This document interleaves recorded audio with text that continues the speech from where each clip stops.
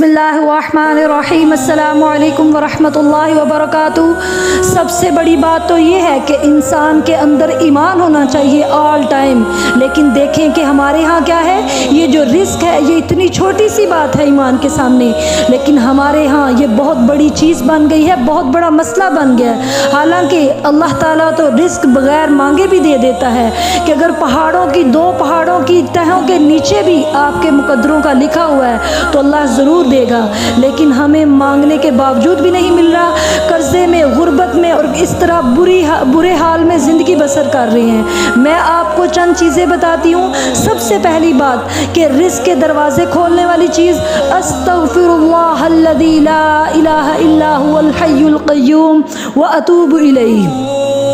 الحی القیوم اصل میں استغفار تو سارے پڑھتے ہیں، لیکن الحی القیوم اس طریقے سے پڑھنا ہے کہ جب آپ نے استغفار کرتے ہوئے اس ورڈ پہ آنا ہے کہ اے اللہ ازسر نو تو زندہ و جاوید ہے، ہمیشہ سے زندہ و جاوید ہے، ازسر نو تو میرے گناہ معاف کر کے اتنا مجھے صاف اور شفاف بنا دے کہ میرے سے ہر بندہ محبت کرے، مجھ سے دور نہ بھاگے، اور القیوم اور تو ہی سب کو تھامنے والا ہے، خواہ ہم کس بھی حال میں ہوں تو تو ہی ہمیں تھامنے والا ہے۔ تو یہ دعا یعنی استغفار آپ 100 مرتبہ صبح پڑھیں، 100 مرتبہ شام کو پڑھیں، اور اپنے گناہوں کا اقرار کرتے ہوئے پڑھیں اور چلتے پھرتے بھی پڑھتے رہیں۔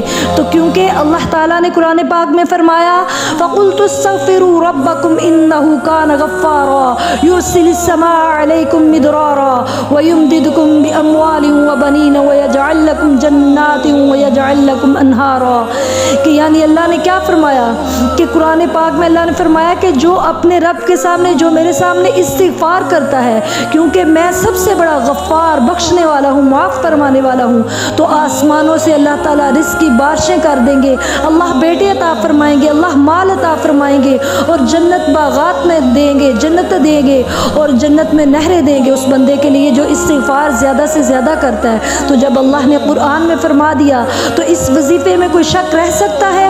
جو اولاد کا چاہیے ہو، جس کو یا مال چاہیے ہو یا جنت چاہیے ہو، وہ زیادہ سے زیادہ استغفار کرے۔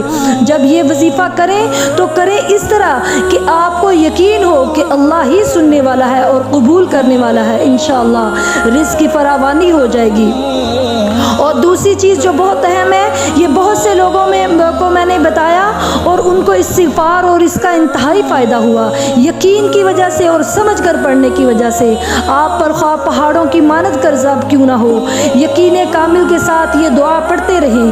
5 نمازوں کے بعد آپ 3 دفعہ پڑھیں جب دعا مانگ رہے ہیں، اور چلتے پھرتے بھی پڑھتے رہیں، تو انشاءاللہ غیب کی مدد سے قرض ادا ہو جائے گا۔ دعا کیا ہے؟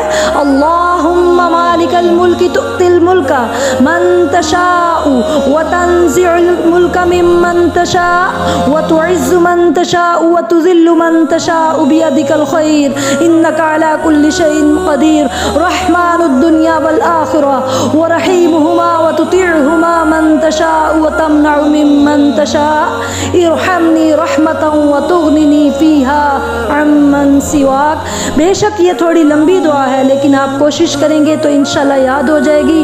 یہ قرض اس کی وجہ سے اتر جاتے ہیں، یہ سب سے بڑی بات ہے۔ اور الحمدللہ یہ مشاہدہ کیا کئی لوگوں نے، اور انہوں نے مجھے بتایا کہ اللہ کے فضل سے یہ دعا ہم نے پڑھی اور ہمارا معاملہ جو ہے وہ حل ہو گیا، کہ یقین کے ساتھ جس نے اس کو پڑھا ہے وہ سرخرو ہوا ہے اور اپنے مقصد میں کامیاب ہوا ہے۔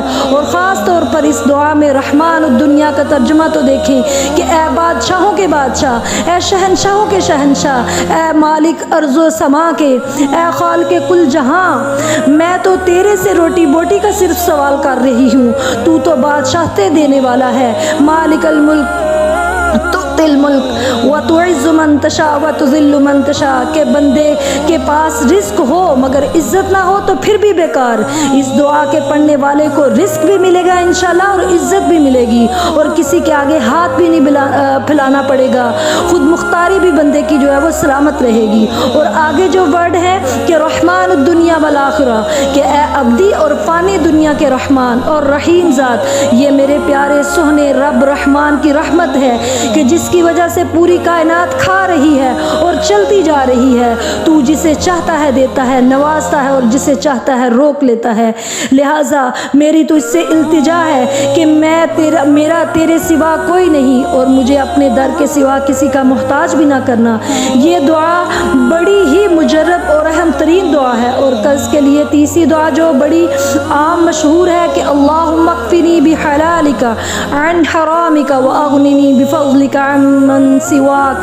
इस दुआ को पढ़ते तो तकरीबन बहुत से लोग हैं, मगर इस दुआ का छुपा हुआ जो क्या कहते हैं कि मग़ज़ है, दरअसल वो रूह है, वो किसी के ऊपर खुल जाए तो दुआ का असर बाकायदा नज़र आएगा कि ए अल्लाह तू मुझे काफ़ी हो जा रिज़्क़ हलाल के साथ।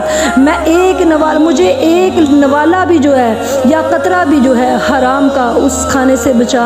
और अल्लाह ताला से दुआ है कि अल्लाह ताला जितने भी कर्ज़दार हैं अल्लाह ताला उनकी गैब की मदद फरमाए, और अल्लाह ताला सबको रिज़्क़ हलाल दे, बरकतों वाला रिज़्क़ दे, सबकी मुश्किलें आसान फरमाए।